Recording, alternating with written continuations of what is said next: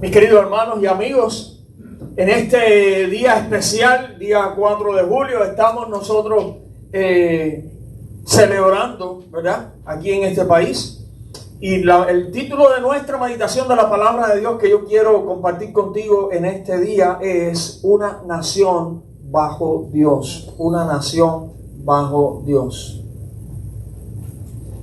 Yo creo que es obvio, que es evidente que todo pueblo, ¿verdad?, toda nación desea prosperidad y desea paz. Eso todo el mundo quiere eso.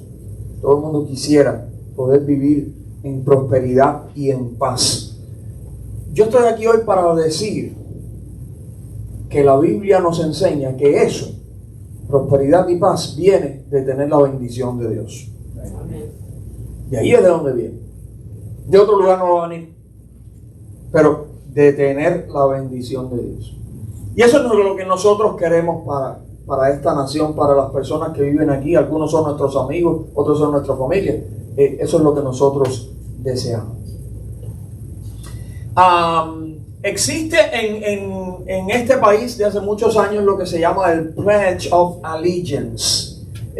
La traducción vendría siendo como un juramento de lealtad, que originalmente la idea era que en las escuelas los niños lo repitieran delante de la bandera y todas estas cosas, y tal vez tú lo conozcas. Este es el Pledge of Allegiance. Dice: I pledge allegiance to the flag of the United States of America and to the republic for which it stands, one nation under God, indivisible, with liberty and justice for all. En español te lo voy a poner para que lo puedas ver más o menos, pero el oficial es el que está en inglés. Dice: yo prometo lealtad a la bandera de los Estados Unidos de América y a la república que representa, una nación bajo Dios, indivisible, con libertad y justicia para todos. Y te das cuenta que hay una frase en ese Pledge of Allegiance que dice: una nación bajo Dios. Y ese es el título de nuestra meditación hoy. La idea original del Pledge of Allegiance fue idea de Francis Bellamy, o como se llame, como se diga el nombre. Este señor, él había sido un ministro de la Iglesia Bautista, y él tuvo esta idea en 1892 y él le dio forma a este juramento. Fue adoptado por el Congreso de los Estados Unidos 50 años después, en 1942. Fue adoptado oficialmente por el Congreso. Y 12 años después, en 1954, siendo presidente Dwight Eisenhower, fue entonces introducida la frase under God, bajo Dios, que no estaba en el juramento original. Introdujeron la frase ahí. La idea original de esa frasecita, under God, bajo Dios, fue de un señor llamado Louis Bowman, o como se pronuncia el apellido, y él la sacó de una frase de un discurso muy famoso de Abraham Lincoln. El discurso se llama The Gettysburg Address, y entonces en ese discurso Lincoln dijo esta frase, dijo: that the nation shall under God have a new birth of freedom. O sea, que esta nación tenga bajo Dios un nuevo nacimiento, un renacimiento de libertad. Y basado en eso que dijo Lincoln, pues se tomó entonces la frase under God, bajo Dios, y se incluyó dentro del Pledge of Allegiance. ¿Cuál fue la idea? Bueno, en el año 54 habían estado surgiendo mucho en Europa naciones comunistas y ateas que, por supuesto, barrían con todo lo que tenía que ver con Dios. Y entonces la idea fue que esta nación se distinguiera de todas esas naciones, porque hasta en el juramento ahí de la bandera se estaba reconociendo que esta nación dependía ¿de quién? De Dios. Dependía de Dios. Lamentablemente, hoy por hoy, hay muchos grupos de influencia en este país que tratan de volver atrás, de virar atrás eso. Incluso quieren cortar la frase under God bajo Dios, cortarla, recortarla, sacarla del Pledge of Allegiance. De hecho, hay muchos que quieren que no se diga el Pledge of Allegiance en general. Y están tratando de recortar todo lo que tenga que ver con Dios en las áreas públicas de este país. Hay muchas organizaciones que tú estás durmiendo y ellos están peleando el año entero, peleando en altos niveles para eliminar todo lo que suene a Dios de este país. Y los resultados los estamos empezando a ver, lamentable y tristemente. Solo con la bendición de Dios, esta nación disfrutará de verdadera prosperidad y paz. No podemos olvidar eso. Solo con la bendición de Dios. La Biblia nos pinta un cuadro hermoso allí en sus páginas de un pueblo bendecido por el Señor. Nosotros vamos a estar leyendo en la última parte del Salmo 144. Lo puedes leer en tu Biblia, Salmo 144, a partir del versículo 12. Lo puedes mirar acá en la pantalla. Yo lo voy a estar leyendo, puedes escucharlo igual. Dice: sean nuestros hijos como plantas crecidas en su juventud, nuestras hijas como esquinas labradas como las de un palacio, nuestros graneros llenos, provistos de toda suerte de grano, nuestros ganados que se multipliquen a millares y decenas de millares en nuestros campos, nuestros bueyes estén fuertes para el trabajo, no tengamos asalto ni que hacer salida, ni grito de alarma en nuestras plazas. Dice: bienaventurado el pueblo que tiene esto, bienaventurado el pueblo cuyo Dios es Jehová. Amén. Eso es lo que nos dice la palabra de Dios. Vamos a orar.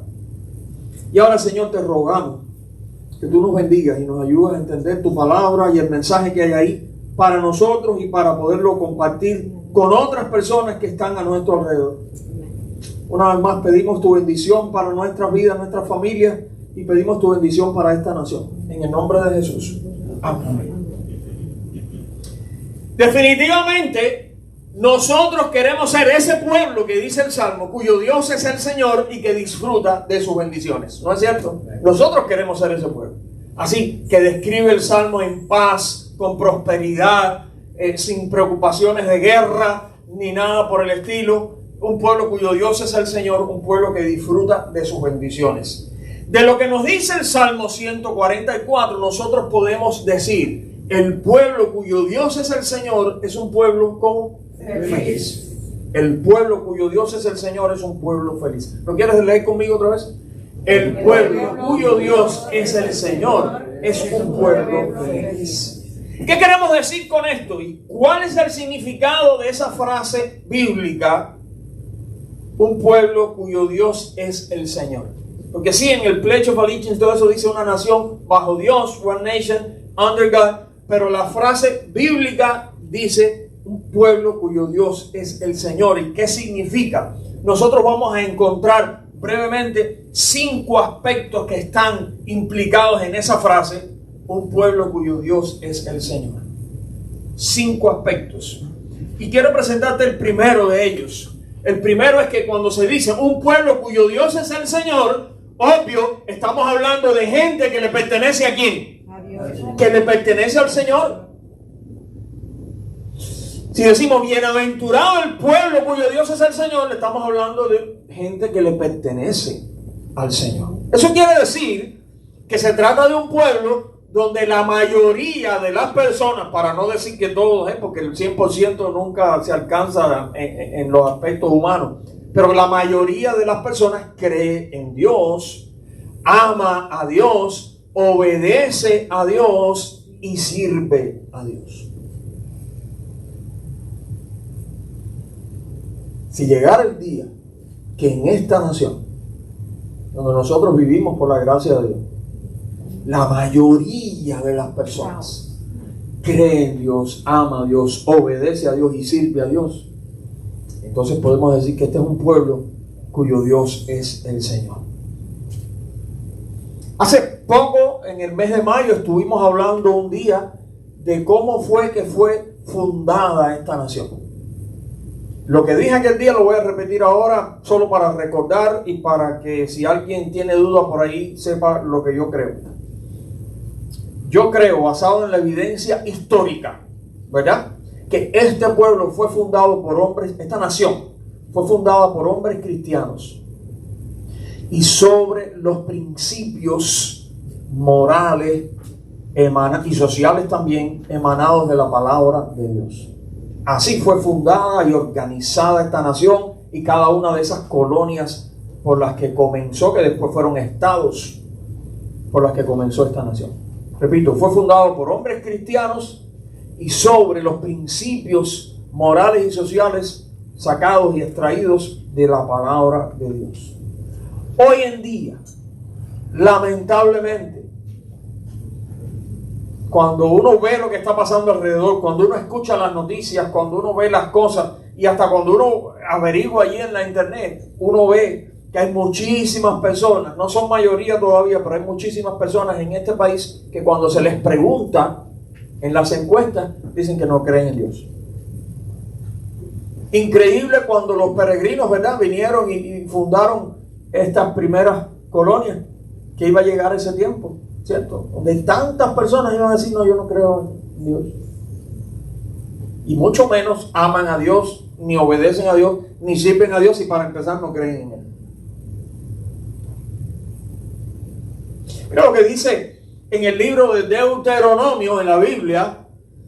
Está hablando allí Moisés con el pueblo de Israel, pero mira lo que le dice. Ahora pues, Israel, ¿qué pide Jehová tu Dios de ti? Sino que temas a Jehová tu Dios, que andes en todos sus caminos y que lo ames y sirvas a Jehová tu Dios con todo tu corazón y con toda tu alma. Que guardes los mandamientos de Jehová y sus estatutos que yo te prescribo hoy. ¿Para qué?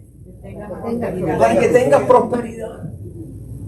En la Biblia siempre el que las cosas le vayan bien a los pueblos siempre estuvo relacionado con esto: que temieran a Dios, que anduvieran en los caminos de Dios, que amaran a Dios, que sirvieran a Dios y que obedecieran su palabra.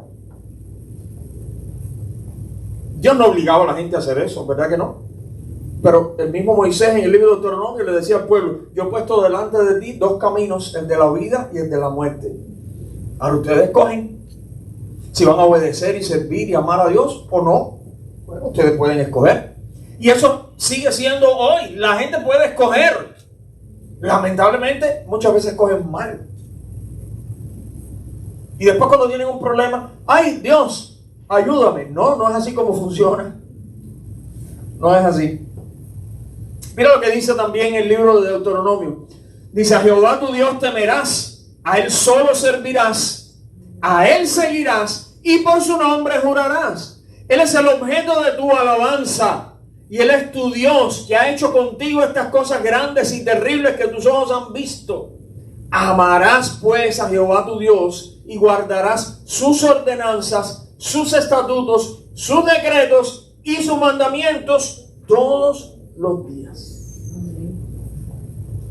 No en los domingos, ni un día especial al año, en Semana Santa y en Christmas, no, es todos los días. Nosotros quisiéramos que la gente en esta nación pudieran vivir eso, El segundo aspecto que está implicado cuando decimos un pueblo cuyo Dios es el Señor, ya vimos que el primero era gente, ¿verdad?, que le pertenece al Señor. El segundo aspecto es una sociedad cuyos fundamentos, ¿entiende lo que significa fundamento, verdad? Ahora mismo con todo este asunto del edificio que colapsó en Surfside, todo el mundo es ingeniero y todo el mundo es arquitecto. Gente que en su vida han estudiado nada de eso, ahora tienen opiniones de por qué se cayó el edificio y qué era lo que estaba mal. Yo no sé por qué se cayó, yo no sé qué es lo que estaba mal. En primer lugar, yo no lo he examinado, yo. Y en segundo lugar, aún si lo examinara, yo no soy ingeniero civil. Por tanto, ¿qué hago yo opinando eso? Pero los fundamentos son muy importantes. Eso sí, por lo menos nos damos cuenta. Algo pasó con los fundamentos de ese edificio. No sabemos cómo, ni cuándo, ni por qué, pero algo pasó. Y cuando los fundamentos están flojos, ¿qué pasa con todo lo que hay de ahí para arriba? Se cae. Se cae. El Señor Jesús dejó una historia basada en eso, ¿verdad? ¿Recuerdas? Una ilustración. ¿Cómo decía la ilustración? Que hubo un hombre que ¿qué hizo? Que edificó su casa sobre la arena. Uno edificó su casa sobre la arena. Porque ustedes empezaron por la parte mala, porque en la Biblia no empiezan por ahí. Primero la que edificó sobre la roca. Son un poco negativos. En la Biblia empieza diciendo, un hombre edificó su casa sobre la roca. ¿Verdad? Vinieron vientos y ríos y la casa no se cayó porque estaba fundada sobre la roca. Otro la edificó sobre la arena y cuando vinieron los vientos, la lluvia, la crecida de los ríos, la casa se cayó. Los fundamentos son importantes. Y los fundamentos no solo físicos, sino los fundamentos de la sociedad son importantes. Un pueblo cuyo Dios es el Señor, no es que solamente diga la palabra Señor o Dios en algún lugar. Sería una sociedad cuyos fundamentos se hallan en los valores de la palabra de Dios. Amén. En los valores de la palabra de Dios. Dice ahí en Mateo 7:24, cualquiera pues que me oye estas palabras y las hace, le compararé a un hombre prudente que edificó su casa. Pero te fijaste lo que dice el Señor, ¿con quién compara a ese hombre sabio que edificó la casa sobre la roca? ¿Con quién lo compara? ¿Con el que qué? ¿Con el que qué? Un hombre prudente. Pero ¿qué le pasa a ese hombre? Que me oye estas palabras Que oye las palabras del Señor y las hace. y las hace. Estamos llenos de gente que escuchan Pero no. los domingos. Todavía en este país son muchas las personas que van a las iglesias, pero yo diría que no son muchas las personas que después durante toda la semana ponen en práctica lo que escucharon de la palabra de Dios. ¿Te has dado cuenta que en los peores barrios donde están la mayor índice de criminalidad en este país, donde quiera hay una iglesia? No es por falta de iglesia, las iglesias están ahí y la gente va, pero es que oyen y después no hacen lo que tienen que hacer. Por eso Jesús dijo, el que me oye estas palabras y después dice y las hace, porque el otro también dice que oye las palabras pero no las hace. Ese es el de la arena, pero el de la roca es el que oye y hace. Dice el profeta Isaías, un pasaje tremendo, dice, la hierba se seca y la flor se marchita, pero la palabra de nuestro Dios, ¿qué dice Isaías? Permanece firme para siempre. Si tú quieres que tu vida tenga un fundamento firme, edifica tu vida sobre lo que dice la palabra de Dios. No sobre el libro, sino lo que dice la palabra de Dios. Si tú quieres que tu familia, tu matrimonio, tu hogar tenga un fundamento firme, edifícalo sobre lo que dice la palabra de Dios. No lo que diga la gente, no lo que te parezca a ti, no lo que diga la sociedad, ni aun las leyes, sino lo que diga Dios. Si tú quieres que, y si queremos, que esta sociedad, esta nación, esté firme, sin nada que temer, ¿verdad? Pues haría falta que estuviera fundada en lo que dice la palabra de Dios. Así fue al principio. Como les recordaba que dijimos en el mes de mayo, esta nación la fundaron hombres cristianos y sobre los principios de la palabra de Dios. Así lo hicieron al principio. Una lástima que hoy en día muchos quieren negar ese principio, ese fundamento. Es triste porque sabemos que no traerá buenos resultados. El tercer aspecto que está incluido cuando decimos un pueblo cuyo Dios es el Señor, ya dijimos, gente que le pertenece al Señor. Dijimos, una sociedad cuyos fundamentos están en los valores de la palabra de Dios. Y en tercer lugar, familias edificadas sobre esos valores. Ya yo lo estaba mencionando, pero aquí está aparte. ¿Por qué hablamos de las familias? Porque la sociedad se compone ¿de qué? De familias. Entre paréntesis, ¿sabes que Satanás lo primero que quiere atacar siempre en la sociedad son qué cosas? Las familias, porque cuando destruye las familias está destruyendo la sociedad humana. Hoy en día hay un ataque frontal a las familias, incluso al concepto ya de familia, como para que ya se acabe todo. Pero nosotros, si queremos ser un pueblo cuyo Dios es el Señor, necesitamos que las familias estén edificadas sobre los valores de la palabra de Dios. Volvemos al libro de Deuteronomio ahí en la Biblia. Mira lo que dice Moisés. Dice, estas son las enseñanzas, normas y leyes que el Señor su Dios me mandó a enseñarles. Obedézcanlas en el territorio que ustedes están a punto de ocupar. De esa forma mostrarán ustedes respeto al Señor su Dios.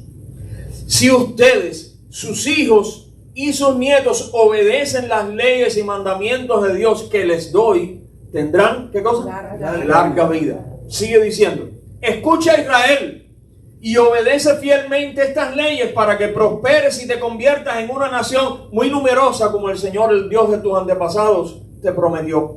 La tierra que vas a ocupar rebosa de leche y miel. Es una figura literaria para decir abundancia, ¿ves? Prosperidad. Escucha Israel, el Señor es nuestro Dios, el Señor es uno. Ama al Señor nuestro Dios con todo tu corazón, con toda tu alma y con todas tus fuerzas.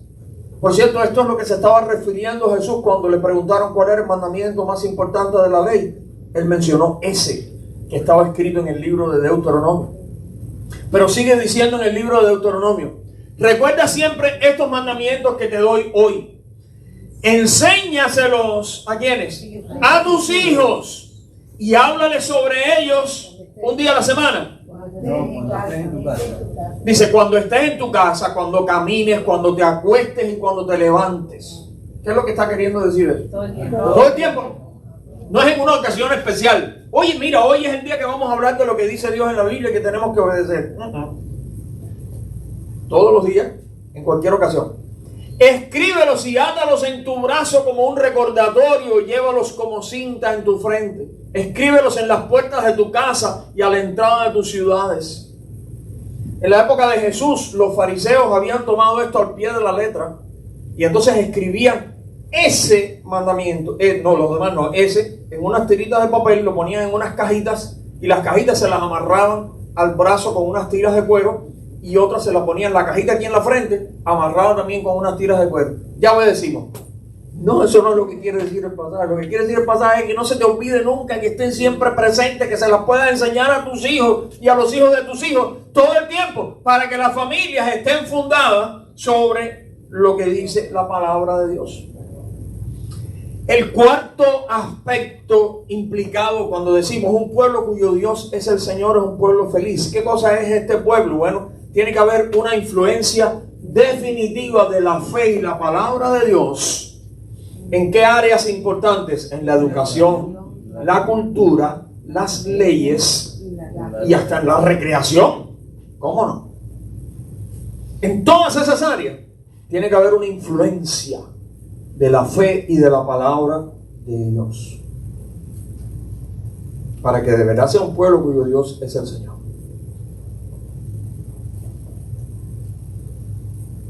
Dice en Deuteronomio también, en el capítulo 4, versículos 5 y 6, dice Moisés: yo les he enseñado las leyes y los decretos que el Señor mi Dios me ordenó, para que los pongan en práctica en el país que van a ocupar. Cúmplanlos y practíquenlos, porque de esta manera los pueblos reconocerán que en ustedes hay sabiduría y entendimiento, ya que cuando conozcan estas leyes no podrán menos que decir: qué sabia y entendida es esta gran nación.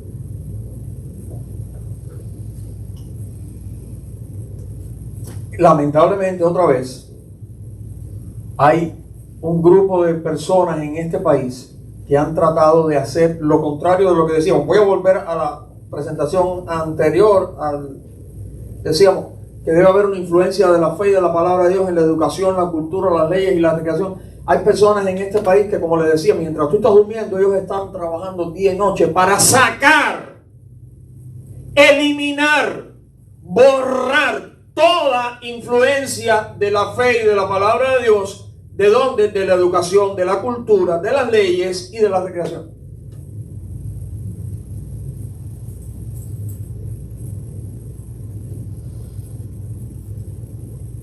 El mismo concepto que para muchos es muy querido, añorado, amado, ok, yo te respeto, pero el mismo concepto de la educación pública como sistema público pagado por el gobierno, lo inventó en este país un hombre que quería eliminar la fe de la educación y de los niños. No tengo el nombre ahora aquí escrito, pero te lo puedo dar en cualquier momento. Porque al principio en esta nación no existía ese tipo de sistema. Y había escuelas para todos y todo eso, pero no era un sistema de enseñanza pública pagada por el gobierno, porque cuando existe ahora un sistema de educación público pagado por el gobierno, el objetivo es ese, no te dejes confundir. Es tomar a los niños y enseñarles otra cosa totalmente distinta que no es la fe ni la palabra de Dios.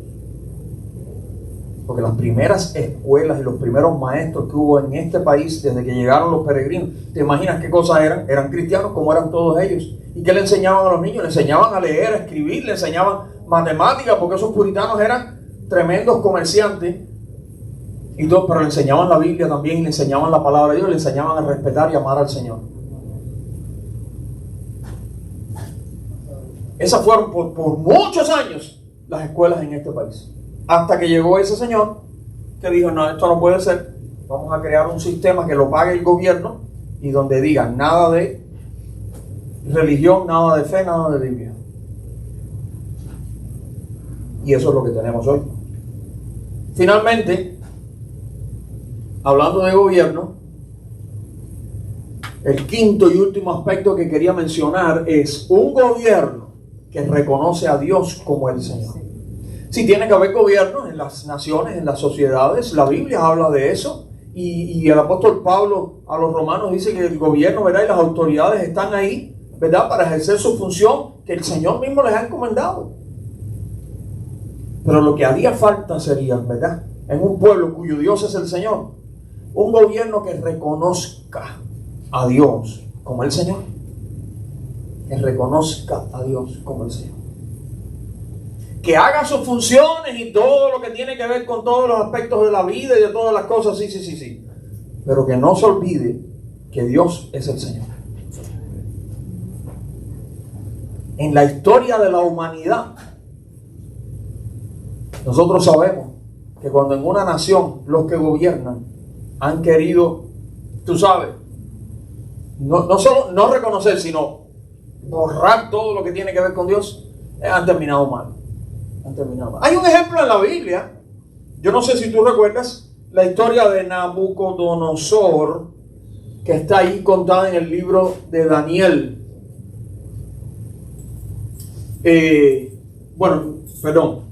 La historia de Nabucodonosor está contada en el libro de Daniel y tiene que ver con aquella estatua y demás, pero la que les quería mencionar, que es la que va a salir aquí en la pantalla, es la historia de Darío. Darío, llegó el momento que dijo estas palabras cuando vio lo que Dios estaba haciendo en la vida de Daniel y cómo lo protegió, ¿verdad?, de todas las cosas y etcétera. Darío dijo estas palabras, dice: entonces el rey Darío escribió a todos los pueblos, naciones y lenguas que habitan en toda la tierra: paz os sea multiplicada. De parte mía es puesta esta ordenanza, que en todo el dominio de mi reino todos teman y tiemblen ante la presencia del Dios de Daniel, porque Él es el Dios viviente y permanece por todos los siglos, y su reino no será jamás destruido, y su dominio perdurará hasta el fin. Él salva y libra y hace señales y maravillas en el cielo y en la tierra. Él ha librado a Daniel del poder de los leones. Nadie sabe si de corazón Darío, a partir de ese momento, él creyó en el Señor y adoró solo al Señor. No lo sabemos. Pero lo que sí nos llama la atención es este decreto, donde él reconoció, ¿verdad?, que había un Dios grande, creador de todas las cosas, y que había que temerle, que era el Dios, como dice él, el Dios de Daniel. El Dios de Daniel. Porque cuando echaron a Daniel en el foso de los leones, por seguir orándole a Dios y todo esto, Dios lo protegió allí. Dios lo protegió. La historia de Nabucodonosor que estaba pensando hace un momento fue otra historia, aquella historia donde Nabucodonosor se llenó de orgullo por la ciudad de Babilonia que él había construido y todo esto, y literalmente Dios lo puso a comer hierba como las bestias del campo, y estuvo allí por tiempo como si fuera un animal más. Y dice que estuvo allí, dice, hasta, Daniel se lo dijo, vas a estar ahí hasta que reconozcas que el Altísimo gobierna sobre los reinos de los hombres. Porque los gobernantes tienen que aprender a reconocer que ellos serán gobernantes, serán presidentes, serán ministros, serán reyes, serán lo que quieran ser, pero por encima de todo eso hay un Dios verdadero. Y el hecho de que esté por encima quiere decir que hay que temerlo, hay que conocerlo, hay que buscarlo y hay que obedecerlo.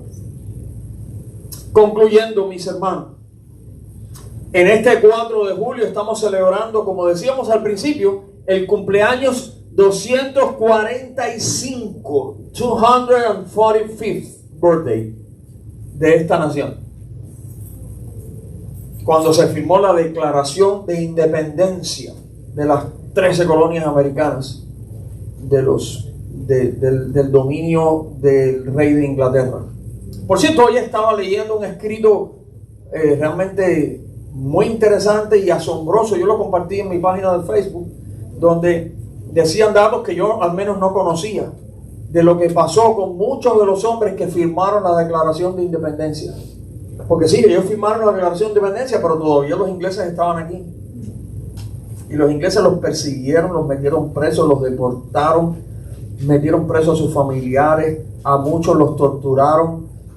O sea, muchos de ellos pagaron después con sus vidas el haber firmado la Declaración de Independencia de este país. ¿Qué les parece? No es una cosa así fácil ni gratuita, pero realmente fue un día grande.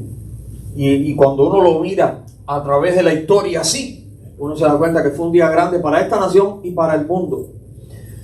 Precisamente John Adams, que llegaría a ser el segundo presidente de este país, el primero fue George Washington y después fue John Adams. John Adams dijo, el día anterior al 4 de julio de 1776, o sea, el día 3, él dijo que este día debería ser conmemorado como el día de liberación mediante actos solemnes de devoción al Dios Todopoderoso.